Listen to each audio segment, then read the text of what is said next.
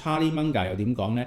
佢就話一般投資者就係一般投資者，鬼唔知咩。佢就係話如果你唔係 top 20% 嘅投資者呢，你就係一個一般嘅投資者啦。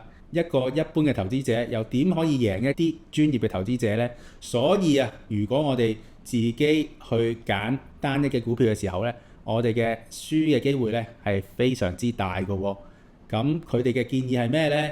佢哋個建議就係話啦，我哋可以參考下股市成個市場啦。因為呢過去30年啊，其實喺美國嘅股市，無論係 S&P 指數或者係咧納斯達克指數呢，佢哋嘅升幅咧都係達到9至11%嘅喎。咁我哋又點可以把握呢啲機會呢？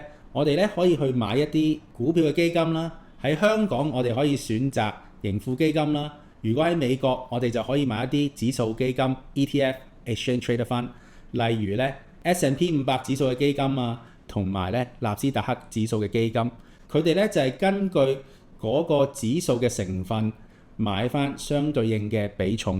呢一啲咧就係 ETF（Exchange Traded Fund） 啦。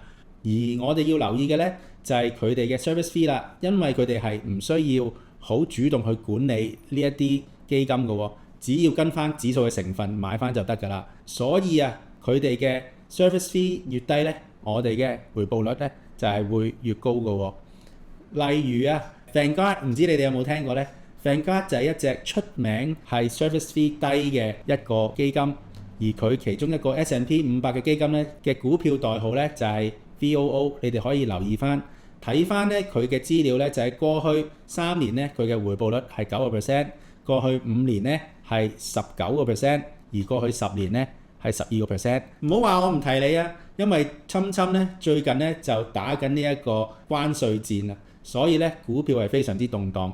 如果你呢一刻去睇呢一隻 VOO 嘅話咧，佢哋咧係跌緊10%嘅喎，所以投資嘅時候係要小心。咁下一步我哋梗係好想知道用咩戶口好啊，用咩戶口抵啊，我就會同大家講下。